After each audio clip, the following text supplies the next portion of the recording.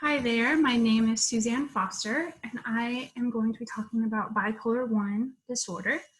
The code for bipolar is 296, and I'm going to be talking about clinical features, etiology, treatment modalities, and a Christian outlook. 5.7 million, or 2.6% of adult Americans suffer from bipolar disorder. There's some famous people who have been said to be diagnosed with bipolar. You can see them there. So what is bipolar? Bipolar 1. A bipolar 1 diagnosis must meet the criteria for a full manic episode, and major depressive or hypomanic episodes are not required to be diagnosed with bipolar 1. They can be part of it, but it's not a requirement. And then a manic episode includes an elevated or irritable mood and increased energy lasting 1 week or more. 67% of those with bipolar also experience psychosis. And then my story is I'm probably a little bit selfish wanting to study this disorder because I myself received diagnosis in 2010, so 10 years ago. And then I have since never experienced another manic episode, but I've also been told that like bipolar usually doesn't go away or you don't outgrow it. So I will explain why I think my disorder was linked to a biological cause later on. And I also just thought it might be interesting for you to hear from someone who has actually been through this and experienced these symptoms. So 3 or 4, if the mood is irritable, of these 7 symptoms must be present. So feelings of grandiosity, like I remember thinking that people were supposed to marry me or they liked me and things like that. Little need for sleep, but I definitely did not sleep a lot. I couldn't sleep. Increase in talkativeness, so I could talk into the night about anything and whatever. Racing thoughts, easily distracted. I think those are somewhat true. Increase in goal-directedness. I remember thinking, getting in my head that, oh, I'm my family's kinsman redeemer. And I wanted to look in the Bible and figure out, oh, we're from the tribe of, Levites, or I don't remember it all, but like it was just kind of like I was figuring it out and making it make sense in my brain. And then increase in thoughtlessness and activities that may have very negative consequences. So that could be shopping sprees, or sexual behavior. I didn't have like too much of this. I remember flagging down my neighbor while he was driving by and saying, "You're a good dad," and I don't know what I was thinking, but I had said those things. And then I experienced these symptoms as well as psychosis. And I always compare it to like I was dreaming, and I actually found evidence support that there's links between like dreaming and psychosis, like the similar things that are happening in your brain happen in dreams. And so for me, it was like I was dreaming, and until I came out of it, I didn't see my behavior as weird or wrong. I thought that I was saying, and the things I was saying made sense. But kind of like in a dream when you think it's real until you wake up and you're like, that was so weird. So etiology, which is just a big word for what causes this disorder, there's definitely a genetic link. It runs in families. And my aunt and uncle both have had depressive symptoms and psychosis, and I never have actually talked to them in depth about their experiences, but I know that a lot of the things I remember that they said they experienced, I was like, yeah, that sounds similar to what I went through. Hyperthyroidism is linked to bipolar 1. Thyroid disorders have long been linked to mood disorders. And in my case, this is the biological thing that I think that I had. I did have hyperthyroidism. And then there's also could be caused by trauma or tumors in the central nervous system, which is just your brain and spinal cord. Infectious diseases can cause it, seizure disorders, certain medications can cause. a manic episode, and then stressful events like abuse, childhood abuse, death of a loved one. And something that I learned, I lived in New Zealand for 2 years prior to experiencing this manic episode. And I had learned that something traumatic kind of happened to me when I was a kid that I didn't know about and I don't remember. But I learned in between my years when I came home for the winter.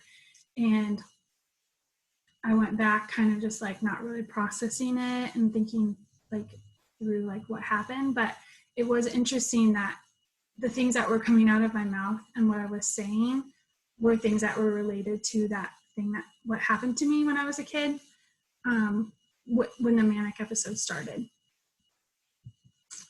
I'm always interested in the brain and learning like what happens to the brain. And there's studies that show that right brain function is affected during bipolar 1. So it kind of makes sense that that's kind of like the emotional side of your brain, that if you're having problems with firings and stuff, it could cause mood disorders.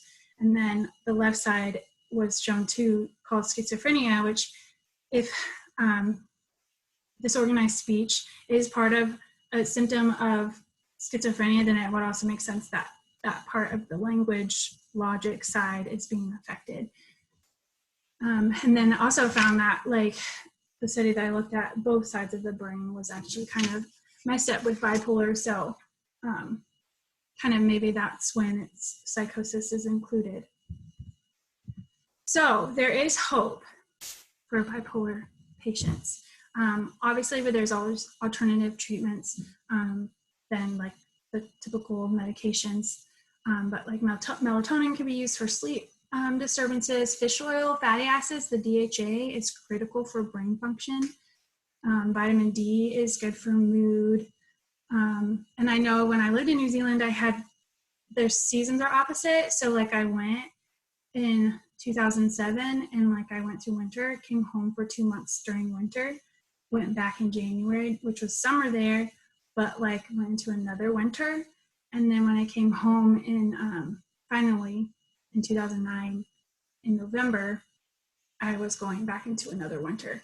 And that the spring of 2010 was when my manic episode happened. But I think that all that winter definitely contributed to my depressive symptoms.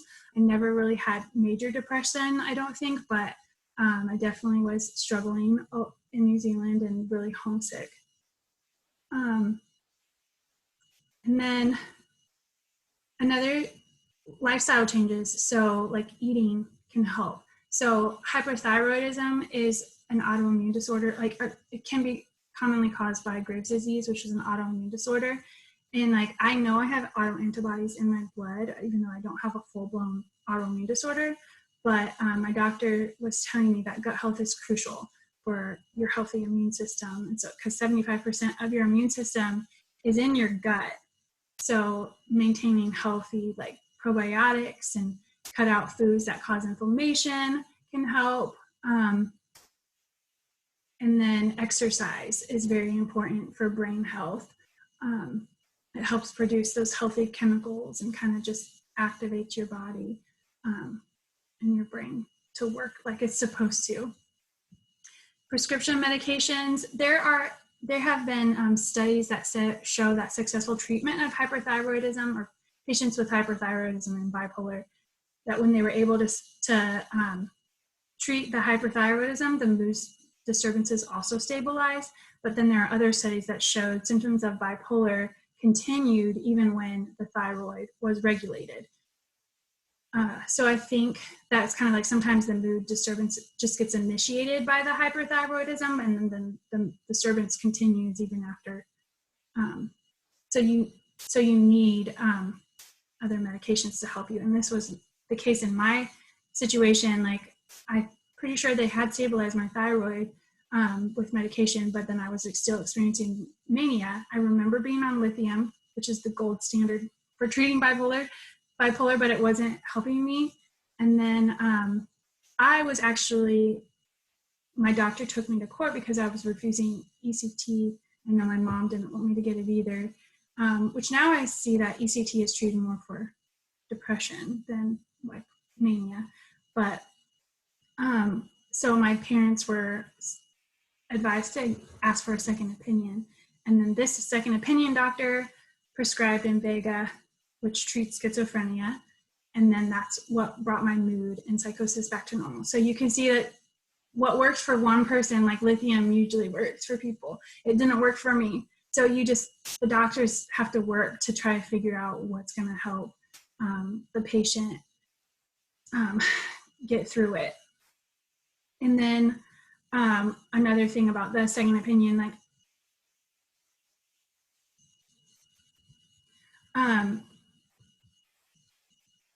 sorry. So Christian perspective. So prayer works. The episode brought my family together in unity and prayer for my healing. I know my church as well. Church and family support was huge for me and still huge for me. And like, you know, they were watching me for a long time, make sure that I wasn't going to go into another manic episode. I have a huge family, and while they're not perfect, they were definitely there for me, even when a lot of my friends kind of stopped hanging out with me. And then the church I attended in 2010 was so helpful for me too. They came to visit me and pray with me, even though I was saying some weird things to them. And then there's another interesting note on demonic influences. I think that might have been present in New Zealand. So New Zealand is a beautiful country, but there's also a lot of darkness there. It's among the highest for rates of suicide. And I actually did have a friend who attempted suicide while I was there. And there are two other women who were American missionaries in New Zealand who had similar mental health issues and had to come back home while they were there. And so I definitely believe that Satan was behind a lot of what I went through. It was truly humbling. And, you know, I think the things that you put your hope in, like your brain, it's going to keep working for you, are the things that I realized, okay, can be taken away. And it just definitely increased my faith in God and putting my hope in Him alone. And then this verse, affliction will not rise up a second time. I was reading through some scriptures on healing one time, and this one just jumped out at me. And I still believe that God gave me this verse to hold on to. And anytime I start to feel fear that this will happen again, I recite this verse. Affliction will not rise up a second time. And I still believe that. And I do think that I'm in a healthier spot now. I've dealt with a lot of things. I've talked to kind of what the psychological therapies. I've talked to therapists. I've done some work, you know, and I've worked through a lot of the things that I needed to. But a lot of people don't have that support. So it's up to the clinician and the doctor to like work with them, like get them in a support group, help them. I do think that was kind of a big thing that helped me overcome in the long term bipolar. So that's all I have for today. Here are my references. And I will see you later in class and hope that you enjoyed this presentation.